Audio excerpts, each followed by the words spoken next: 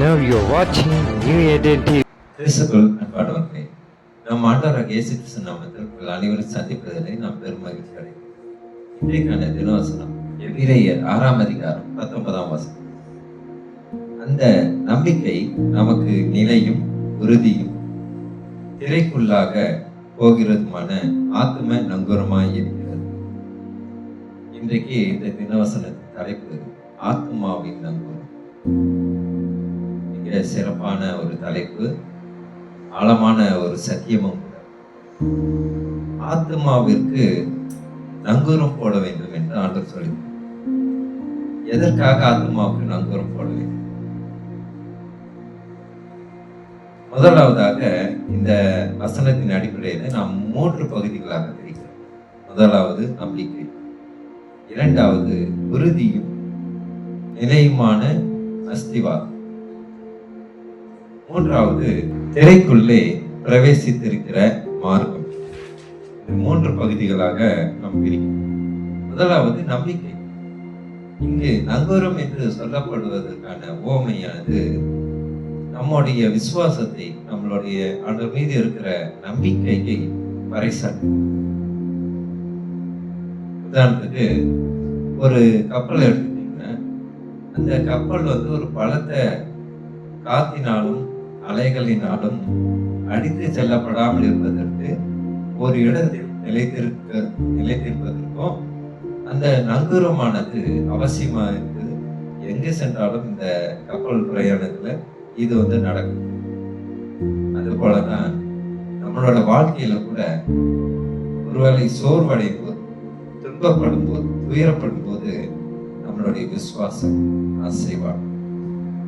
அப்ப அந்த விசுவாசத்தை உறுதியாக பிடித்துக் கொள்வதற்கு நம் ஆண்டவர் மீது நாம் நம்புறது. அல்லேலூயா, கர்த்தருக்கு மகிமை உண்டாதாக. நம்முடைய ஆத்மா விசுவாச கப்பலை விட்டு பின்வாங்கி போகாமல் பாதுகாப்பது தேவன் நமக்கு தந்த நம்பிக்கையாகும். அப்போது விசுவாசத்தை விட்டு, அதாவது இந்த ஆத்மாவில் விசுவாசம் குறைபடுது. சில நேரம் அப்படி குறைபடும் போது நம்ம என்ன பண்றோம்? ரொம்ப சோர்வடைகிறோம். ஆண்டவரை கூட இல்லைன்னு கூட சில நேரத்துல நினைக்கிறோம். ஆனால் இப்படிப்பட்ட ஒரு ஆத்மால இந்த விசுவாச கப்பலை விட்டு விலகாமல் இருக்க நமக்கு நம்பிக்கை, விசுவாசம் என்றதை நாம் நங்கூரமாக இந்த ஆண்டவர் சொல்லிக்கிறோம். அதாவது உலக பிரமாணமான கப்பலை போடப்படுற நங்கூரம் கீழே கடலுக்கு அடியிலே ஆழமாக போடப்படுகிறது. ஒரு விசுவாசியின் நங்கூரமானது மேலே இருக்கும் பரலோகத்தில் போடப்படுகிறது. அல்லேலூயா, கர்த்தருக்கு மகிமை உண்டாதாக. மேலே போடப்படுகிறது பாருங்க. அப்ப இதே நங்கூரம் தான் கீழே போடுறாங்க. ஆனா நம்மளும் பரலோகத்துல நங்கூரத்தை நம்ம வைக்கணும். அதாவது அதனாலதான் நம் தொடர்ந்து விசுவாசத்திலே பரலோக சிந்தனையிலே நம்ம இருப்போம். சில நேரத்துல பாத்தீங்கன்னா கடவுளுடைய சிந்தனையிலே இருப்போம். ஏன் என்றால் பரலோகத்திலே நம்மளுடைய நங்கூரம் போடப்பட்டு இருக்கு. நம்மளுடைய விசுவாசம் அங்கே இருக்கு. தேவனுடைய சமூகத்துல நம்மளுடைய நங்கூரம் இருக்கும். அப்படி நங்கூரம் இருந்தா அந்த விசுவாசத்தை யாராலும் அசைக்க முடியாது. எந்த துன்பம் வந்தாலும் அசைக்க முடியாது. ஆளு வச்சு க்ளோஸ் பண்ணணும்னு நினைச்சாலும் அசைக்க முடியாது.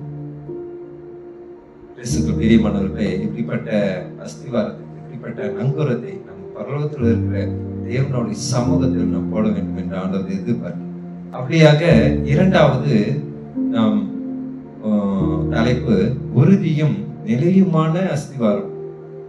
நங்கூரம்னா இங்க பாறை மீது நீங்க நங்கூரம் போட்டா அது நலிமை போயிடும்.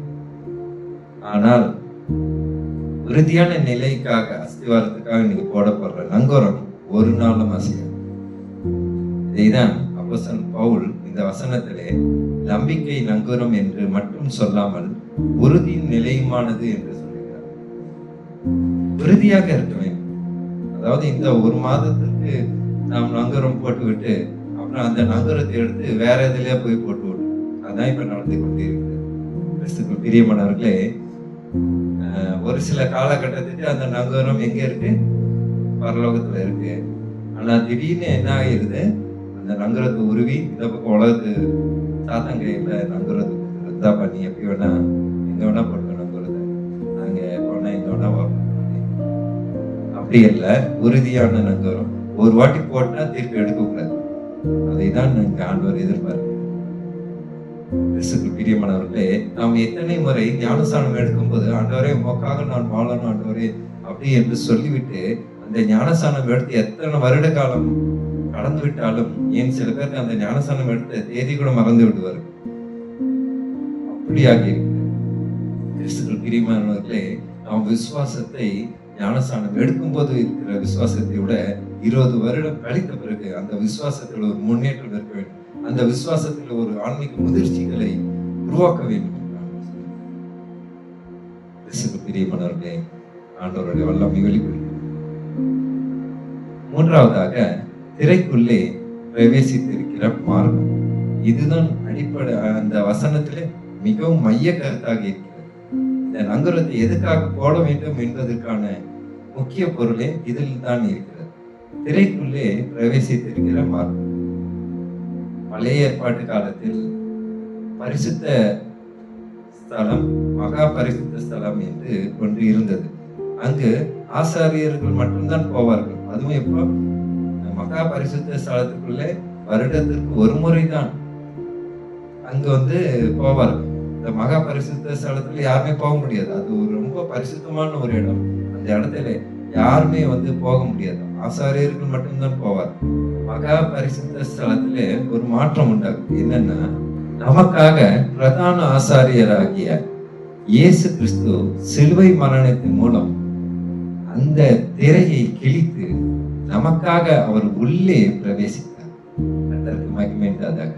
அப்ப அந்த மகா பரிசுத்த ஸ்தலத்துல போகக்கூடாதுன்னு என்ற பழைய ஏற்பாடு வழக்கத்தை இங்கு ஆண்டவர் இயேசு கிறிஸ்துவும் அதை மாற்றுகிறார்.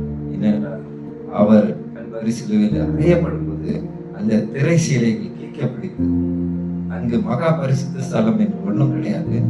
அந்த மகா பரிசுத்த ஸ்தலம் இல்லாமல் நாம் நேரடியாக தேவனுடைய சிங்காசனத்தின் முன் ஆண்டவர் இயேசு கிறிஸ்து நம்மளை கட்டியிருக்கிறார்.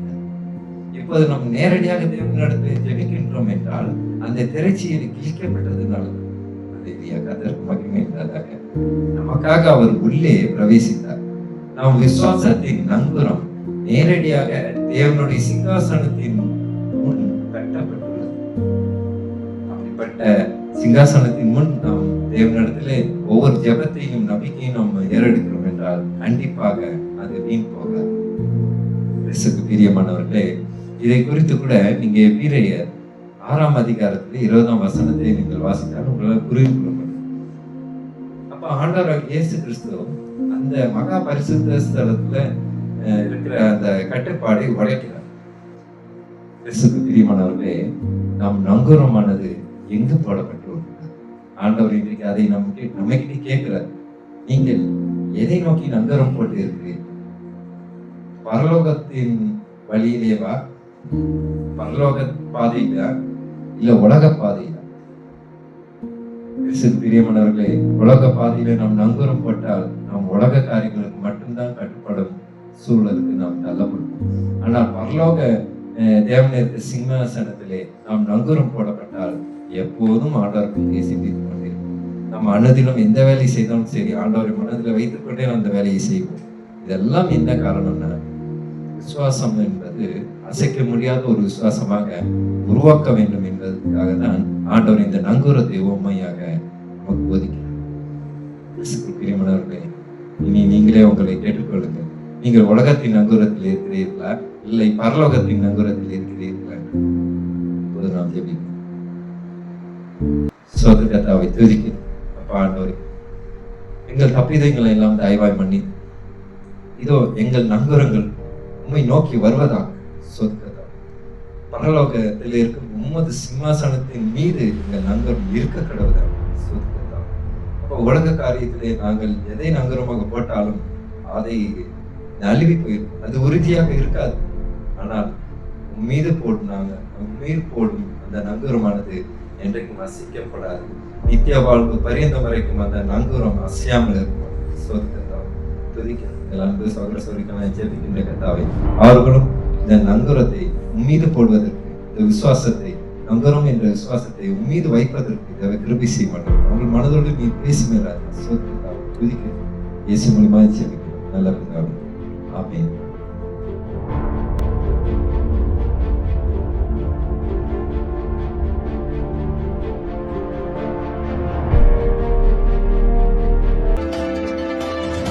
Now you're watching New Eden TV.